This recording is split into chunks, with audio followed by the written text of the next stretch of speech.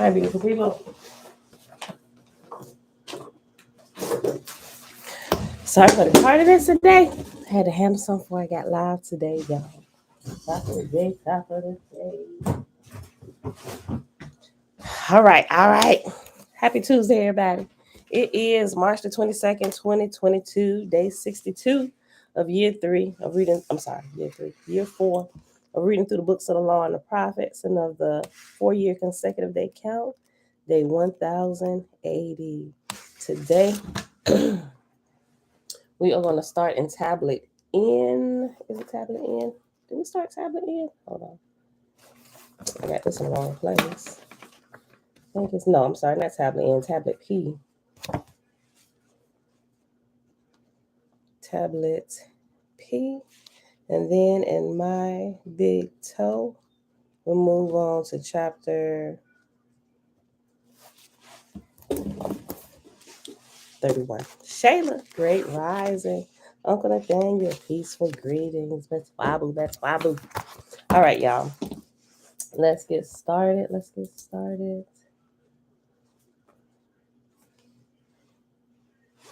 All right, beautiful people. Today has been extremely busy already. We got a truck at the warehouse with 5 pieces. Make sure everybody there and all kind of stuff. All right, y'all. All right. So, Father, we thank you for another day. We're about to get started. Continue to guide us and give us wisdom and help us to know. Continue to bring the information to us that we can develop into wisdom and help us to know when to apply that wisdom to our life and to whatever situation that we encounter that may be in need of it. All right, beautiful people. Tablet P in the complete Anunnaki Bible, Book of the Prayers, and Annunaki Liturgy. All right, so remember, it starts with a little intro.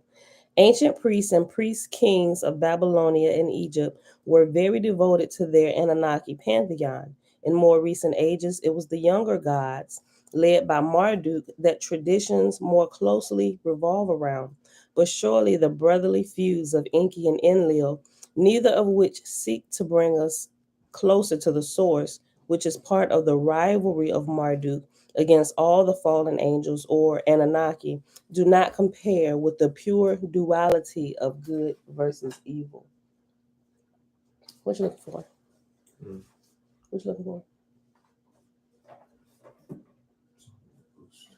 Oh, okay.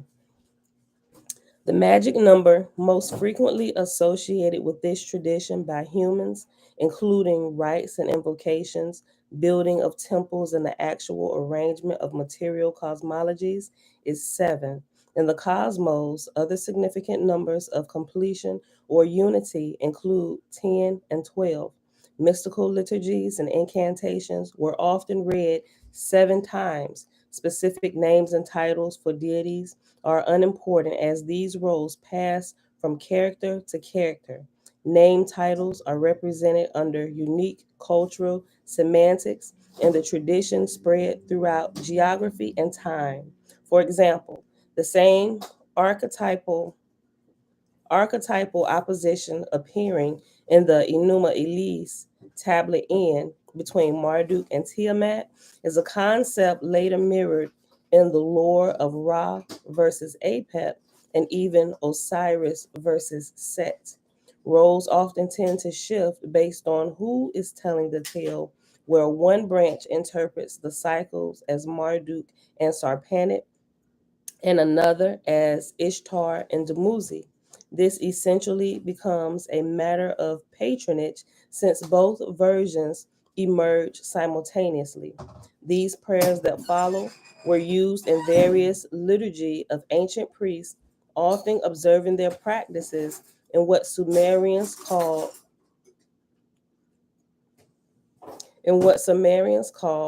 Ka Dinger Raki, the gateway of the gods, or Tintira, the grove of life, and the Akkadian Babylonians called Babalu or Babali, gate of God.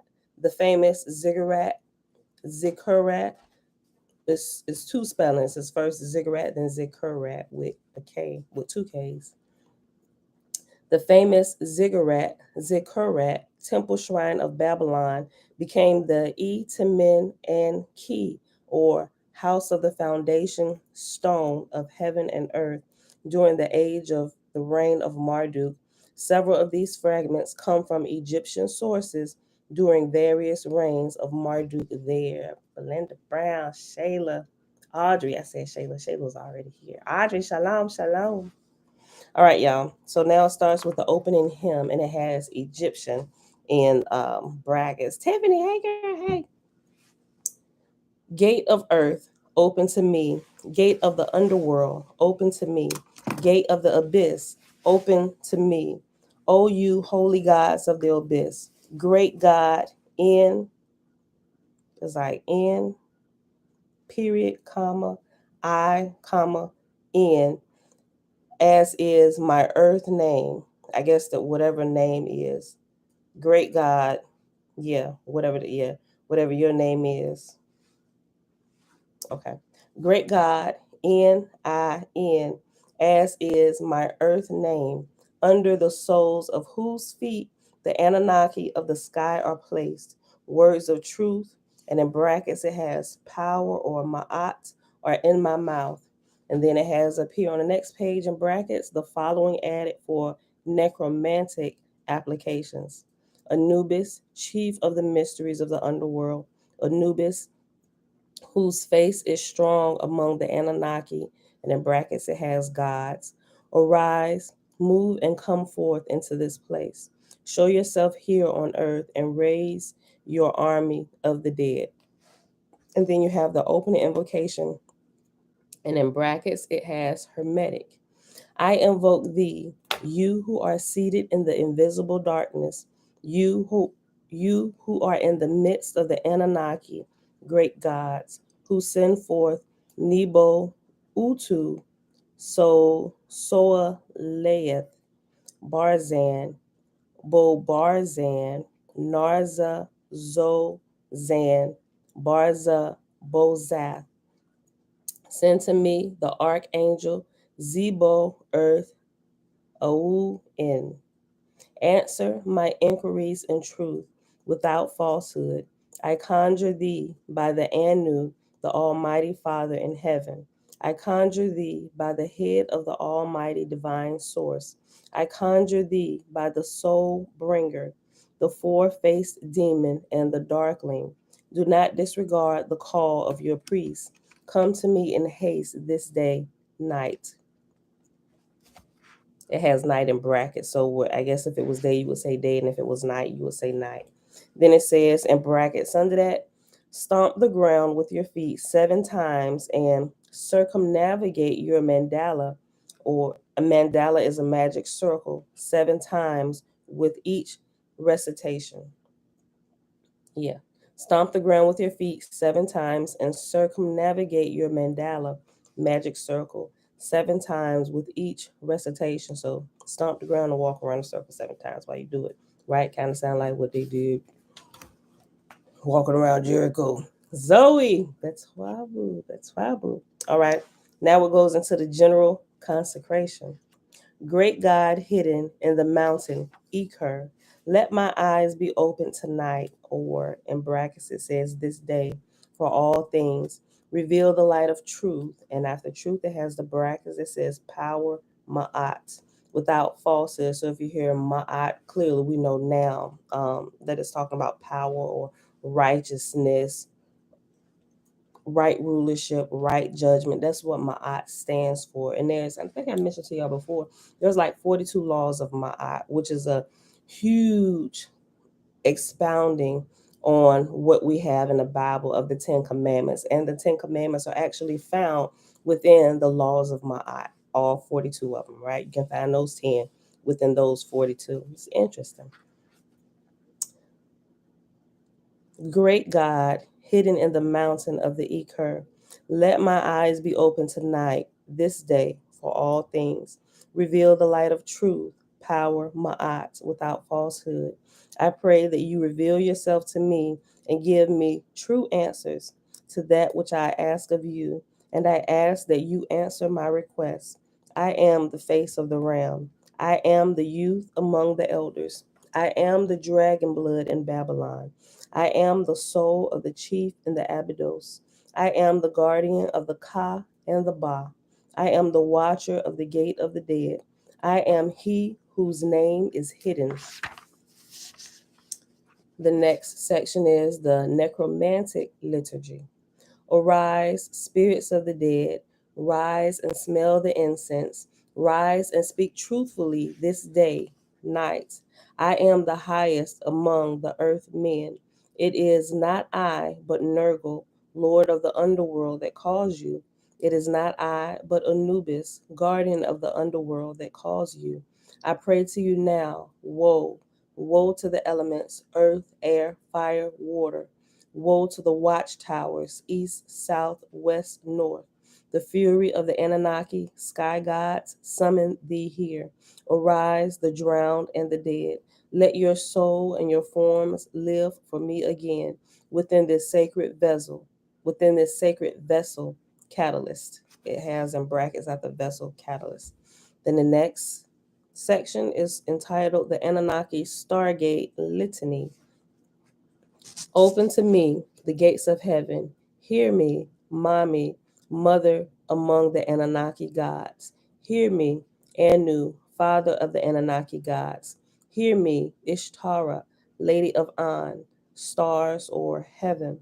Hear me, Marduk, lord of the magicians and priests on earth. Hear me, Enki, father of Marduk and of men on earth. Let me see the stairway to the stars, stargate. Let me bear witness to your ascent and descent. Sarpanit, lady of the shrine, consort of Marduk, lead me. Open your mysteries, mistress of the spirits.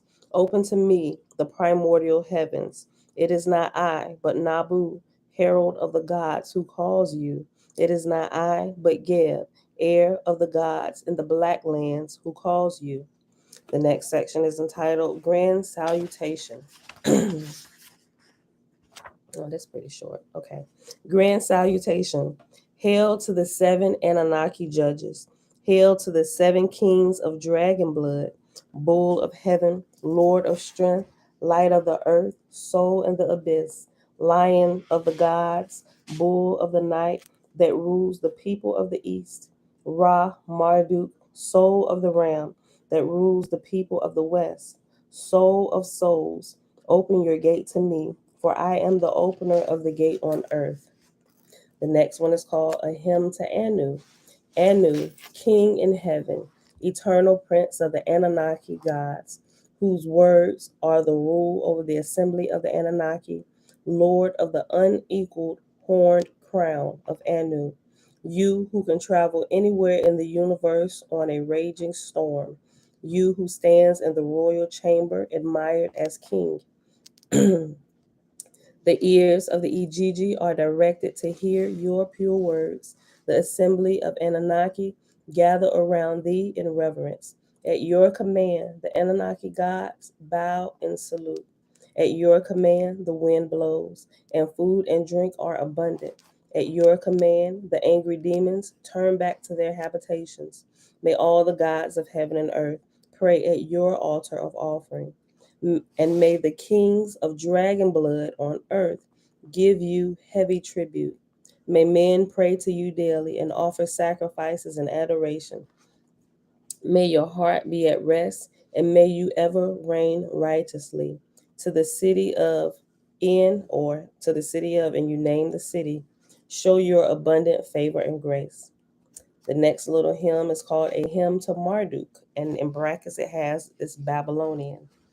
Among the multitudes of men who exist and have names, who is there that can of himself have true knowledge? Who has not erred on earth? Who has not transgressed? Who is there to follow on earth, knowing the way of God? I will worship the God of heaven, but I will not tolerate the wickedness that reigns in men on earth. I will seek out the regions where flows the waters of life. I wash clean my iniquity before thee, which is seen by my God. Forgive me, my Lord, for the sins I have committed on earth. willingly or unknowingly, from the time of my youth until now. Let me not fall into despair, but destroy the sin and fault in me. Lighten the labor of my turmoil and illuminate my gloom. Let the sins of my father and my mother and their generations not fall upon me. May they pass on one side. Speak to me now, my Lord. Make me clean and pure. Let the merciful hands of my Lord fall. Grant me well being, so that I may ever stand strong before thee with prayer. May the good folk spread throughout the world bend their knee. Let them worship thee who may destroy their sin. Marduk, Lord of the magicians and priests, destroy my sin. Irua, great goddess of the earth, destroy my sin. Nabu, fair one, herald your father, destroy my sin. Herald of your father, destroy my sin. Sarpanic, consort of Marduk, lady of Babylon, destroy my sin. Nergal Era, the annihilator, destroy my sin. You Anunnaki, in brackets it has gods, who dwell in the heavens with Anu, may you come forth and destroy my sin. Do away with my sin. May your heart be at peace. May my mother and father be at peace. Bring me a life of sinless peace, and then, brave Marduk, will I honor thee with submission. The next section is a prayer to Marduk. Marduk, almighty, powerful one of Asura, exalted, noble blood, firstborn of Enki, almighty Marduk, who causes the Etura to rejoice, Lord of the Isagila, aid to Babylon, lover of the Izida, preserver of life, prince of Imatilla, renewer of life, shadow over the land, protector of foreign lands, forever is Marduk, the sovereign of shrines.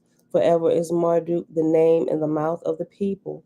Almighty Marduk Kyrios, at your command, the earthborn remain alive. At your command, let me live, let me be perfect. Let me behold your divinity. What I will to be, let me obtain my wishes. Marduk, cause righteousness to come from my mouth. Marduk, cause mercy to dwell in my heart. Return to the earth, reestablish the Anunnaki, and command mercy. May my God stand at my right hand. May my goddess stand at my left hand. May my Lord, who is favorable to the stars, stand firmly at my side, to speak the word of command, to hear my prayers, and to show favor when I speak. Let the words be powerful. Almighty Lord Marduk, come and command life. Baal's fire go with you. Enki, smile upon us all. May the elder gods delight in your mercy. May the earth deities be favorable to thee and me. The next section is a prayer to Marduk, and it is also Babylonian. And it is not in English. None of it.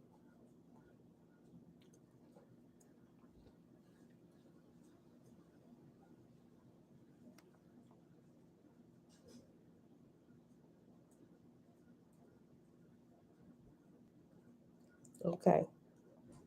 I'm going to screw up a whole lot of these words. And so I'm going to treat this little prayer section just like I did the previous portions that were undecipherable. Sorry to interrupt. Just real quick. Positive vibes. Boy, get out of here. Love you. Let me see. Bye. Oh, Okay. is Nani in here? I didn't see her come in yet. Amanda Shalom. Okay, move If she on. come in, tell me. Okay. Okay, so this is not translated, so I'm not going to read this little section, right? But it's a prayer to Marduk, and it's Babylonian, and it's not translated. So I'm going to skip to the next section. If you want to read it, it's on page 278, the bottom of 278, and the top of 279. You can go through and you can scan through it personally yourself. But there's no translation, so I'm not going to read it, okay? The next section is Grand Invocation, and it's Mardukite. Hold on. The first half of this is not translated either. But at the bottom of this, at the bottom of this, I'm not sure if this is, I don't think it's the translation. I just think these are the lines that were decipherable. So I'm not going to read the top portion of this either. I'm going to just read the portion that's in English. Same thing. If you want to read it, go lay your eyes on it and read it. Okay. Spirits, lords of Marduk, remember. Spirits, ladies of Marduk, remember. Spirits of the heavens, remember. Spirits of the earth, remember. Okay. And the last little section of this tablet is the curse of the tomb, and it's in brackets, it says Egyptian. Spirits of the sky, spirits of the earth, spirits shadowing the steps of men, spirits of the crossing and the celestial highway, wanderers beneath the shade of night, spirits of the Abzu of the west, spirits of the twilight residing in caverns of obscurity, rousing terrors, causing shuddering, spirits who walk the night, watchers I will not name, friends of the moon, and you invisible inhabitants of the night, you people, denizens of the tomb, approach and be witness. Let the hand raised against my form be withered. Let all be destroyed who blaspheme my name, cause to ruin my foundations, or disturb images of my likeness. And that is actually the end of tablet P. And I think we'll pause. I know we still got some time, but we'll pause right here. I won't get into tablet Q. It may just take a day, but I won't start it. I'll wait till tomorrow. Plus, there's some pictures, a couple pictures I need to show you with it. Okay, so we'll pause right here. So that is the end of tablet P. Let me write this. 274 279. All right, so I guess we are done with the reading from here today. We'll go ahead and hop on over to My Big Toe. We get to read a little bit more of this today. And then we have been reading. This is the last longest chapter. We probably won't finish this today. And then it's the last two smaller chapters. Yep, 30. No, I'm sorry, last three smaller chapters after this. Okay, so page 255, chapter 31, the birth of space-time, how space is created by enforcing a constant speed limit in PMR, or physical matter reality.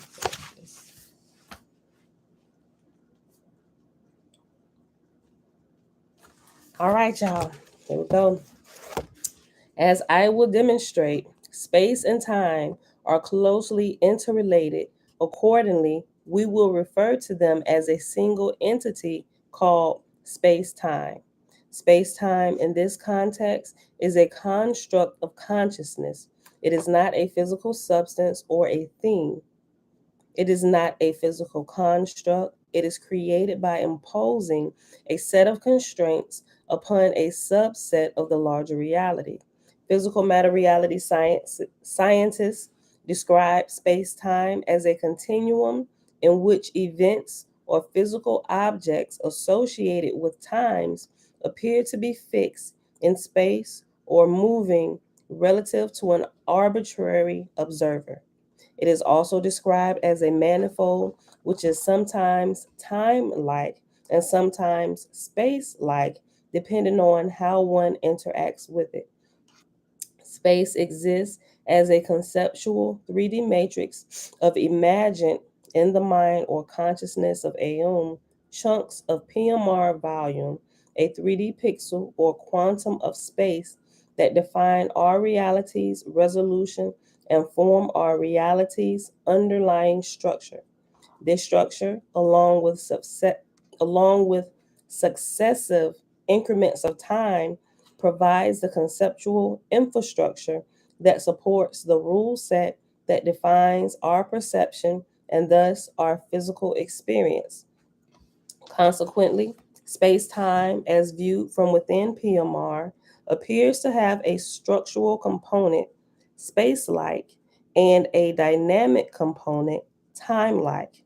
Space-time, from the point of view of my big toe, represents a particular set of rules and constraints applied to interactive energy transfers between objects.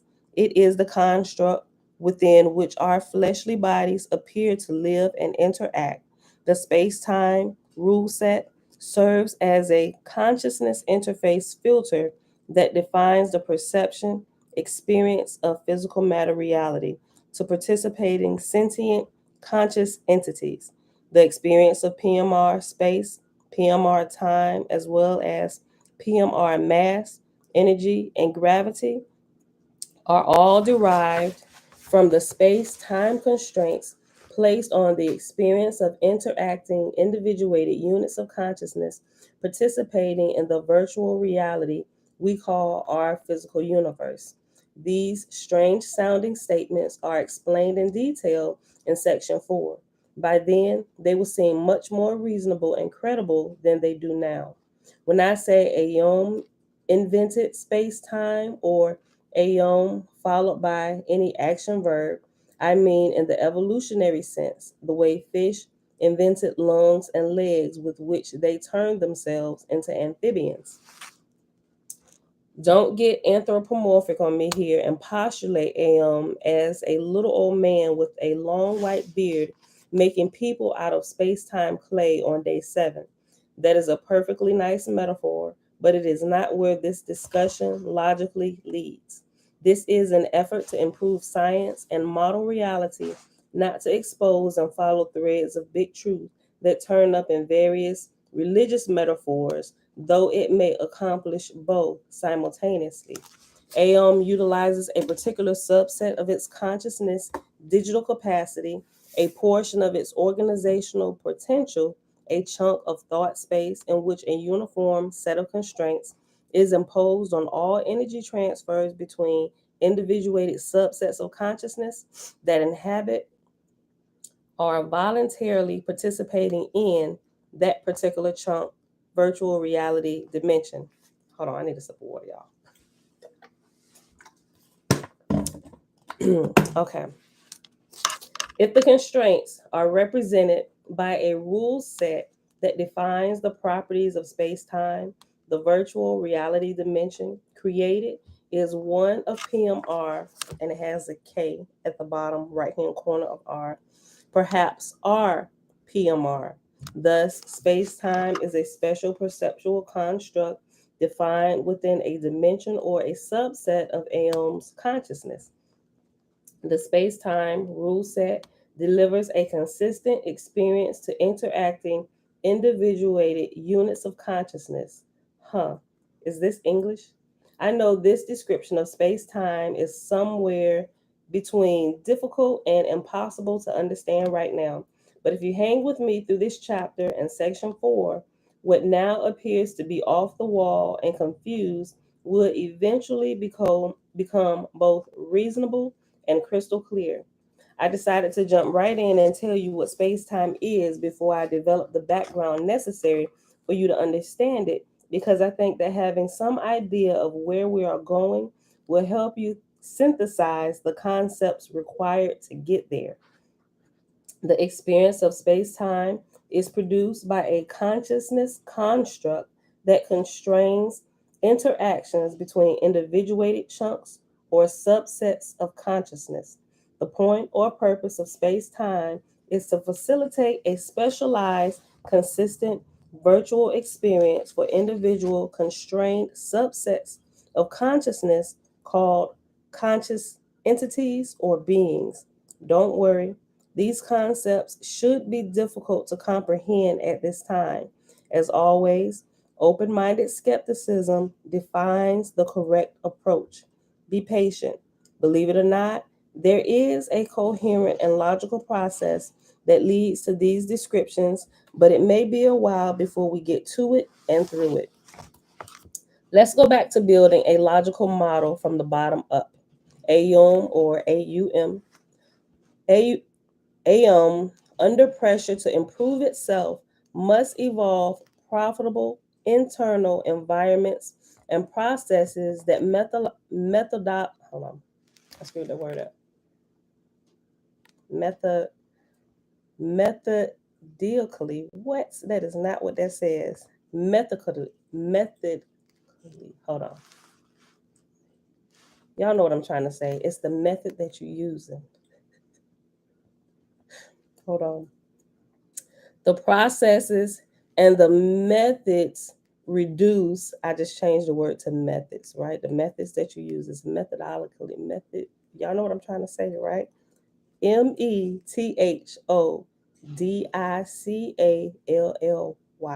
Hold on. Let me just. I may be slow, but I ain't that slow. I at least know to look it up and let them sound it out. Hold on. That's gonna pluck my nerves. Hold on.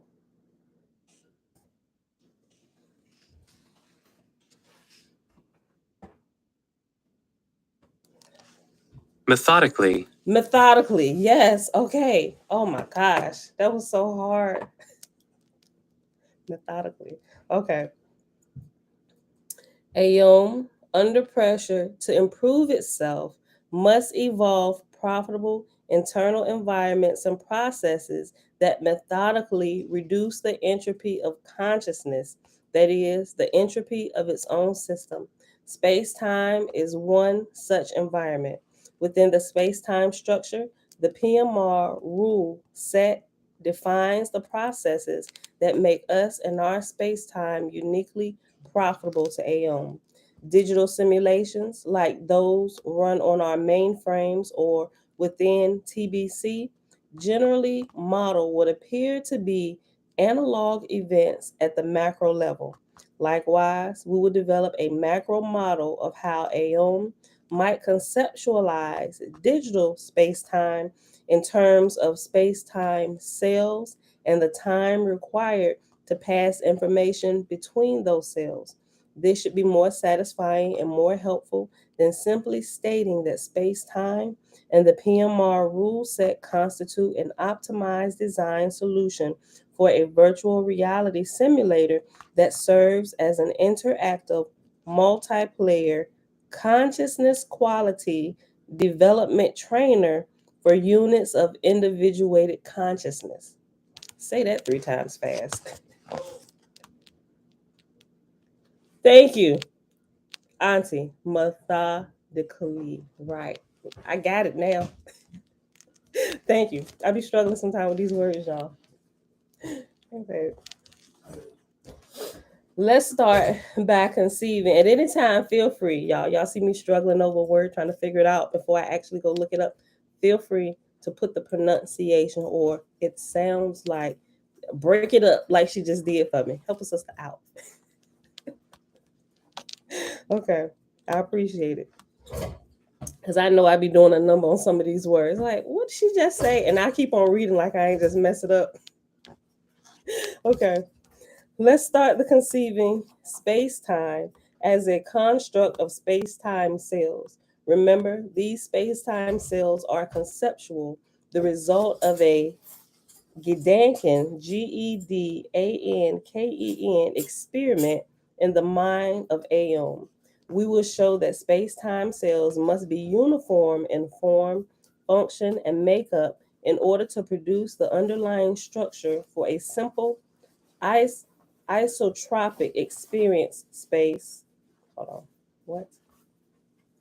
We will show that space-time cells must be uniform in form, function, and makeup in order to produce the underlying structure for a simple isotropic experience space, and in parentheses it has reality, that can be used to improve Aeon's evolutionary profitability. To help make this metaphor more concrete, let's say that these space-time cells reside in the space-time part of the mind of Aeon. Next, let's drop down one more level of detail and separate space from time. The structural basis of this model is space-like and provides the spatial concept or space part of Aeon's Gedanken experiment while time provides a dynamic basis for this conceptualization that leads to the possibility of ordered change and therefore growth. Let's also look up Gedanken, right? Because I don't, it's a, hold on. Gedanken.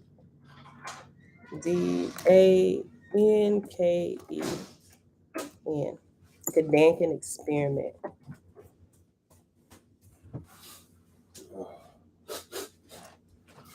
Gedanken is a German word for thought. A thought experiment is one you can carry out in your head. Oh, okay. And yes, baby. You said you gotta go to Best Buy and go get some plants. Listen, you stayed trying to go to Best Buy with me, ain't you? Y'all do the most. Put this on your lips. I told y'all pluck my nerves for enough. I mean, for long enough yesterday. I am not taking y'all back to Best Buy with me. Okay. Bella, don't start. Do not start. The structural basis of this model is space-like and provides the spatial concept or space part of AM's Gedanken experiment or thought experiment, one that you can carry out in your head. Okay, I got it now. Because we said that a couple times before, but I never thought to look it up. Okay, so now I know. Gedanken experiment is a thought experiment, one you can carry out in your head. Auntie, y'all should be familiar with that. It's a German term. Y'all lived in Germany for a minute. Okay. The structural basis of this model is space-like and provides the spatial concept or space part of Aum's Gedanken experiment, while time provides a dynamic basis for this conceptualization that leads to the possibility of ordered change and therefore growth. Space-time subsequently becomes the fundamental medium for a uniquely dimensioned sub-reality or virtual reality within the larger consciousness system. It would appear that space-time is more profitable, useful, or advantageous to Aeon if the space part functions as a simple 3D isotropic experience space for interacting consciousness, because that is how it has successfully evolved. It should be relatively easy to picture a three-dimensional matrix of uniform isotropic space-time reality cells in your mind. Hold on. Okay. In your mind, which is what I imagine AM started with, but that was only the beginning. Y'all back out of Christina way, right? Yeah. Okay. I'm gonna come out there in a little while and get the headshots I need. You can't come here. That takes my person come. He said he just texted me, said my person come here at 11 and 2:30 today. Here? Mm-hmm. Okay. So just call me when you finish. Okay. All right. Love you too. No need to grab your dictionary for the scientifically challenged. Isotropic is one of those $5 cool sounding techno speak words with a 10-cent meaning that we technoids love to use to impress the masses of business majors who make more money than we do. It simply means that conceptual space-time is not directionally unique, that within the consciousness of Aeon, it is, reacts, interacts, propagates, behaves the same, irrespective of how Aeon looks at it, applies it, thinks about it, or interacts with it. Isotropic. Okay. Okay, it's isotropic, meaning that it's going to stay the same no matter what. Mom, shalom, shalom. Okay, it's going to stay the same irrespective of how Aeon looks at it, applies it, thinks about it, or interacts with it. That's what they mean by isotropic. Okay. Keep in mind that we're talking about the concept or idea of space-time with the digital mind that is Aeon. Within a spaceless consciousness, direction has no meaning, as the concept of space solidifies around its defining constraints. Isotropic provides a simpler, more straightforward conceptualization of a virtual space. That the implementation, all right, love you too, lock my door. That the implementation of space-time rule set governing PMR time and energy, as well as 3D space, has non Euclid. Oh, that's another one of these words I'm about to screw up, y'all. Euclidean. I'll just look it up.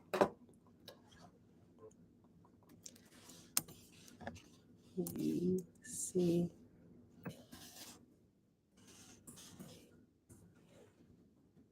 Euclidean, I think.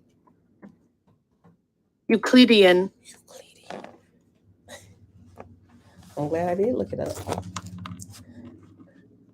The implementation of the space-time rule set governing PMR time and energy, as well as 3D space, has non-Euclidean consequences, presents no logical difficulty.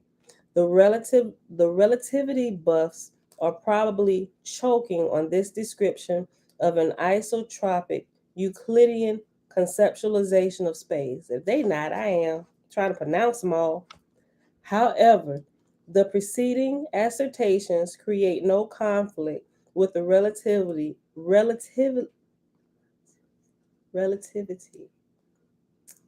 of our perception in the PMR subset, where all coordinate systems may be moving arbitrarily relative to one another, each being as fundamental as any other.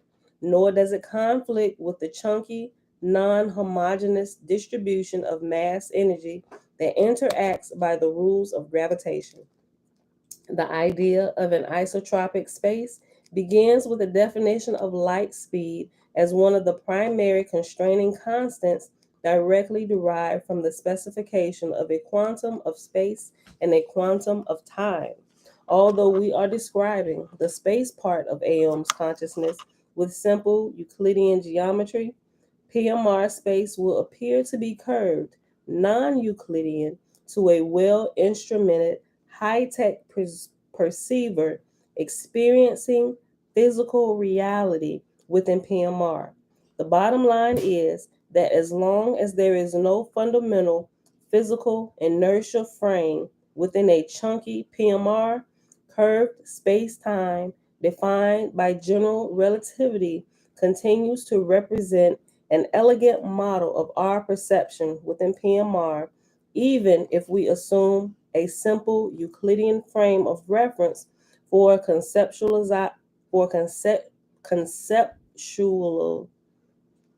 I'm still saying it wrong. Conceptualizing virtual space in the mind of Aum. I clearly, when I was going through this part, listening to it, I completely zoned out. Because many times as I listen to this, I guess once he started getting into these bigger words, I'm just like, let me focus on what else I was doing. I'm going to just keep letting it play. I'm just like, how did I miss all this? I don't even remember hearing Euclidean out of all the 10 times I didn't listen to this book. That I clearly zoned out on this portion of it. Okay. Our PMR space-time experience is a derivative of or is based on the constraints of the space-time rule set that orders our particular reality. You will see later that the space-time rule set resident within TBC defines the details of the constraints that determine our physical reality and thus our physics. If you are not a relativity guru and don't have a clue what the previous two paragraphs are all about, forget about it. It is not important. Physicists have long ago buried Euclid in their physical big picture, tend to be a little slow in giving up old thought patterns. That the perception from within PMR of a curved physical space could be derived from the concept of an isotropic space is not that difficult to understand. You merely run the traditional paradigm in reverse. Recall that each reality cell exists as a duality, a condition relative to some different condition, each condition existing only in relation to the other. Conceptually, adjacent space-time cells communicate by changing state in the sequence, thus enabling information to propagate through the matrix. It was the concept of a pass it on communications technique, sequential cellular interaction, that led Ayum to develop the idea of space. A cell or group of cells can be specialized to keep time with a constant oscillation of state value in order to set the pace for controlled cell to cell propagation. They may be independent of Ayum's main or fundamental clock and can be set to any frequency as long as it is less than Ao's fundamental frequency.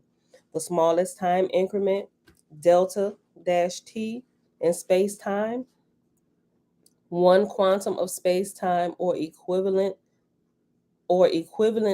one quantum of PMR time, must be some positive non-zero integer, and in parentheses it has the letter n, times the smallest time increment fundamental to Aum.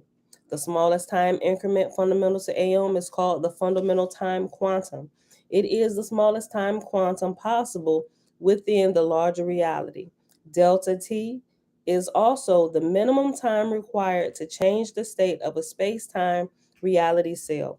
All space-time will subsequently march to the beat of delta T. I know a lot of y'all done probably zoned out, but if you zoned out, just zone back in. Stick with me. I want to zone out while I'm reading. Hold on. Okay, we're going to get through this, y'all. Non-uniformities or information can appear to move through space-time at a maximum velocity of one space-time cell per delta t. Keep in mind that a space-time cell is in non-geometric distance thought space. We are generating only the concept of space within the space-time part of Aum's consciousness. This space-time concept is implemented by defining the constraints that bound it. Once the constraints are defined by the PMR rule set, the consequences or properties of space-time can be easily computed. Let me say this once again because it is an unusual and important concept. We are not creating a physical 3D space or a physical 4D space-time out of consciousness reality cells. Physical space and your experience of it is an illusion, a trick of your individuated mind, a virtual reality within the actual reality of your consciousness. Space, as we experience it, is not fundamental. It is an attribute or property of our virtual reality that is generated by its defining rule set. At its root, space is no more than the perception of space within consciousness, an illusion that provides the experience of space to subsets of individuated consciousness interacting with our virtual reality. The physical space of our universe is generated for us in exactly the same way we simulate physical space in any 3D computer simulation. Space is a computational construct within the larger consciousness system. There is no such thing as physical space. Are you kidding? No physical space? What is this all around me? I learned to calculate volumes of simple 3D shapes in sixth grade. Making that outrageous statement, there is no such thing as physical space, is not as obviously dumb as it may first appear. You will hear that same exact statement directly from Albert Einstein and other knowledgeable top scientists in Section 6, Chapter 19, Book 3. Do not jump to any conclusions. And this is, believe it or not, although I don't remember that here, this is not the first time that I've run into this. I've been trying to wrap my mind around it because it's like, what do you mean it doesn't exist? Like, I'm here, like I can see it. Like, this bottle, what do you mean all of this is an illusion? It's a trick of my mind. But all of the scientists, from what I looked at, they all explain it this way. And I'm just like, I kind of get what y'all saying, but I the illusion is so strong that it's like I can't deny what's in front of my face. Like, oh, it's like this physical matter, reality, 3D, all this. I'm not getting what y'all trying to say here. How can it not be like it's solid? I can touch it. What do you mean it doesn't exist, right? I guess it's almost kind of like it, I still don't completely understand it. Just like before, I had that whole encounter with the unseen realm a few weeks ago before it actually clicked that I'm a spirit inside of a body. Is that type of thing, right? So the whole sinking in of the concept hasn't fully sunk in with me yet.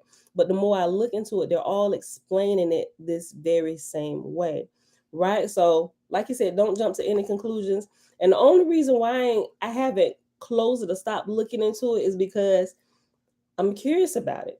Because before I knew that I was a spirit inside of a body, I thought my body was me until I realized there actually is a separation between the two, and my spirit can actually leave my body at will. Like I've learned how to do it on purpose, come outside of my body and look at my physical body laying there, right? And my spirit can just take off and go do whatever it wants to do, right? It's like in that same thing. So by me understanding that, I'm like, okay, so y'all could possibly be telling the truth here about this. It's the concept is still not fully sinking in, but I'm getting there. I'm hanging on, right? So I'm telling y'all the same thing. Hang on, we're gonna figure this out, right? It's something to it, y'all. Like I said, I haven't completely got it, but we're gonna figure it out before it's all said and done. Okay. Do not jump to any conclusions. We have measured the upper limit on information transfer speed in PMR as C. It has the letter C, which is the symbol commonly used by scientists to represent the speed of light. C is approximately 186,000 miles per second, or, excuse me, 3 times 10 to the 8th power meters per second. In less precise terms for you technophobes, the speed of light is exceptionally quick, almost instantaneous, like greased lightning, smoking, or hauling ass. That's what it says. Depending on your socioeconomic and generalization. I'm sorry. General. What? Yeah. Oh, I'm sorry. And generational, they broke the word up, it was screwing me up. Your generational affiliation, the degree of degeneracy you take pride in. At least that is the view from PMR. From my experience and that of many other NPMR explorers, communications are seemingly instantaneous and spaceless in PMR and not restricted by the relatively pokey transmission rate of light speed as they are in PMR. For this reason, it would seem safe to assume that the integer value of n, the letter n, is an exceedingly large number, where, as you recall, n is the number of Aum's fundamental time increments or fundamental time quanta that tick that tick tock away during that tick tock away during one very much larger time increment of space time clock, one quantum delta t of PMR time. For the record, there are also many fundamental time quanta, smallest increments of time on Aum's fundamental clock, ticking away during one increment of the independent clock defining time within NPMR, a quantum of NPMR time. Okay, whew. You will learn in section 5, chapter 7, book 3, that n needs to be a larger number so that the statisticians in NPMR have plenty of NPMR time to compute probable reality surfaces between successive delta T. Likewise, Aeon sets up NPMR, or non-physical matter reality, with a larger time quantum than its own, enabling Aeon to process data between consecutive non-physical matter reality time increments. Remember, whoever iterates with the smallest time quantum is usually in the driver's seat. It is easy to study, manipulate, or observe beings, objects, and energy that move in super slow motion relative to yourself, as long as you do not get bored. Aeon evolves or chooses the optimum end to suit its needs, easy to study and collect results without getting bored. From my experience and the experience of others, an enormous number of increments, quanta of NPMR time, pass during each quantum of PMR time. We will make good use of this concept in section 5, where past, future, and paranormal communications are discussed. And we're going to pause right here for the day. Whew, I don't know that I can do any more of this tongue tying that is happening right now. Okay, yeah, because it's just getting more into that, and tomorrow's gonna start because there's a whole lot more of it in this chapter, right? But he warned us at the beginning that it was gonna get like this, but it kind of lightens up a little bit towards the end.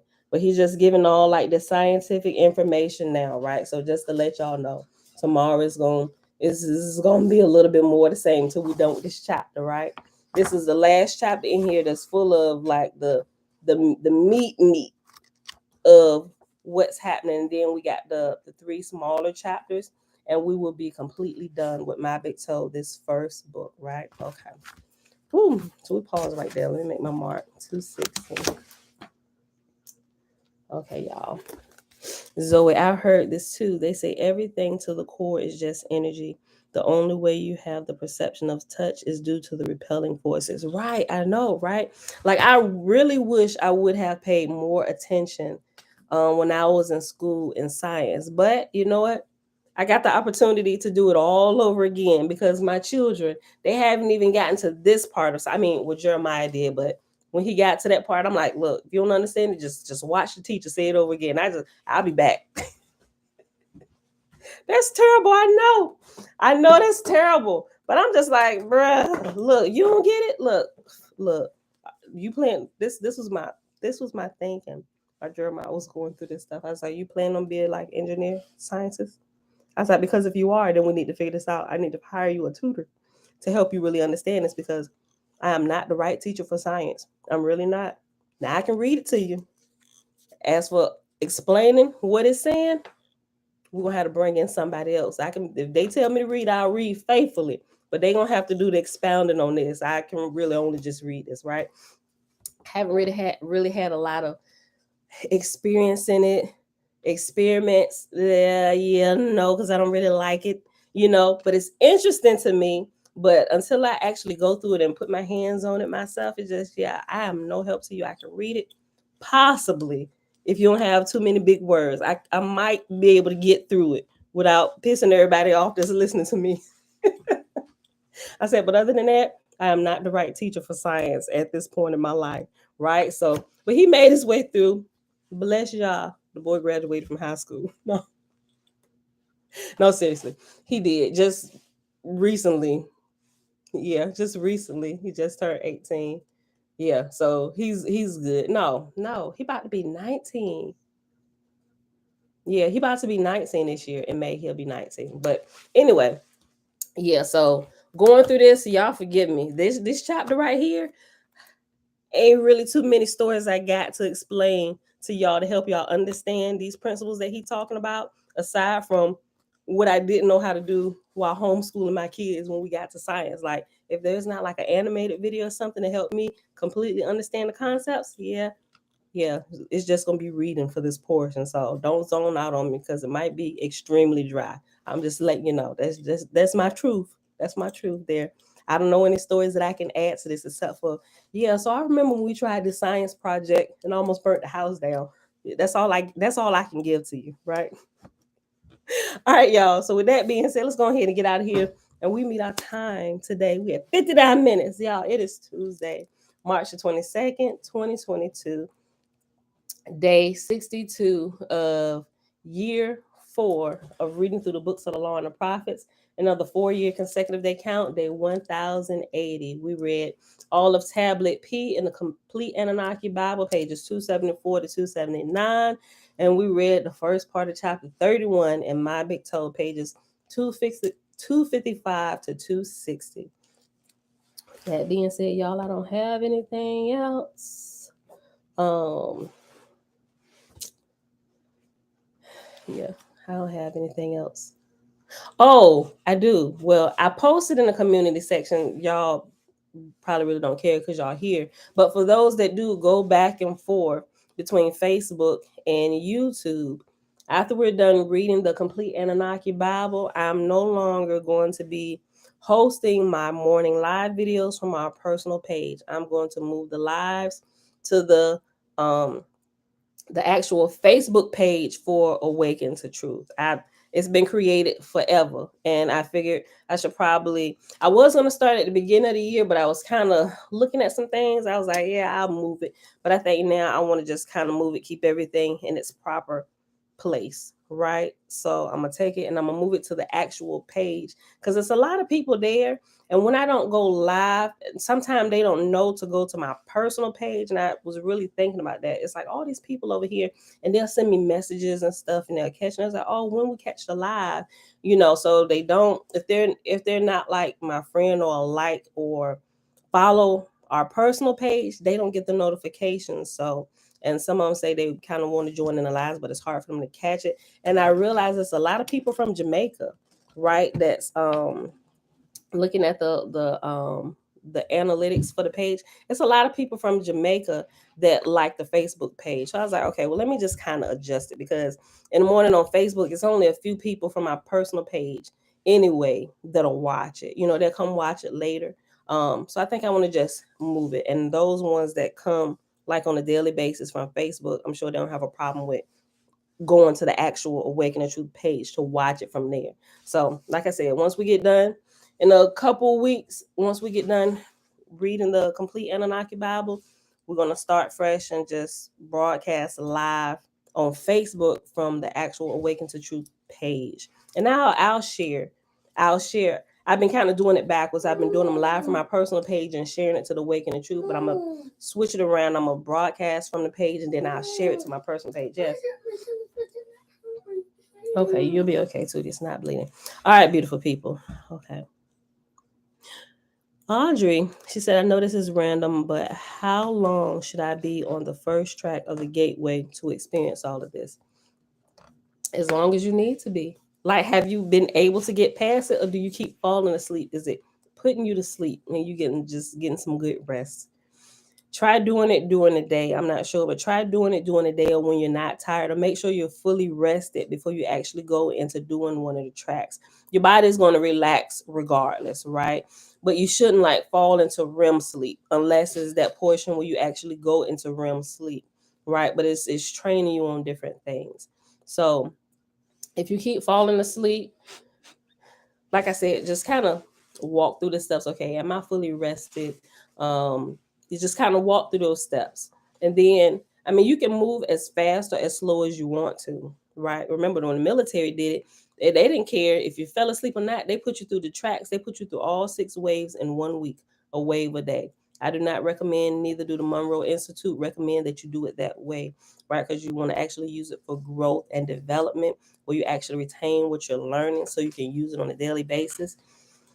If you've been there in wave 1 for like 3 weeks, you could possibly choose to move on to the second wave if you're going through all of them, but you keep falling asleep, but you remember at different times, different things from it. You can choose to move on. It's your choice. However fast or slow you choose to go, right? Because it's going to directly benefit you, all right? Everybody's situation is different. Everybody's life circumstances are a little bit different. Your experiences are different. Even when we go through the tracks, what we experience is different, but it's the same principles we're operating on. Yes? She opened this. No, we're not opening that. All right, beautiful people. That's it for today. May y'all continue to bless us and help us develop while we are learning. No, you're not. While we are learning, and may we continue to be led by truth, His truth, as we walk our paths in life. All right, beautiful people. I love y'all. Robert, that's Wobble. Trina, hey girl, hey. I say hi to Trina. Trina was one of the first ones over here. When I see one or the other, I think about the other. All right. Bye, y'all. I see y'all tomorrow. Bright and early, 7:15 a.m. Eastern Standard Time. Bruce. Go ahead and end it to the baby. I know you can't see it. Go ahead. Go ahead and end it. Here. Oh, you stay awake, Audrey? Oh, then you can choose to move on when you can just choose to move on then. If you're good, if you're good with the wave, if you're good with the wave, then just go ahead and move on. That's what I would do. That's what I did. Just move on. Hold on, wait. I hear everything he says, but my mind is still just racing. Well, calm down. Think about it. Think about what Bella. Wait a minute. Let me finish answering her question. She's trying to end y'all. Just think about, just try and calm down. Think about what your mind is racing about and continue on with the wave. Ready. All right, Audrey.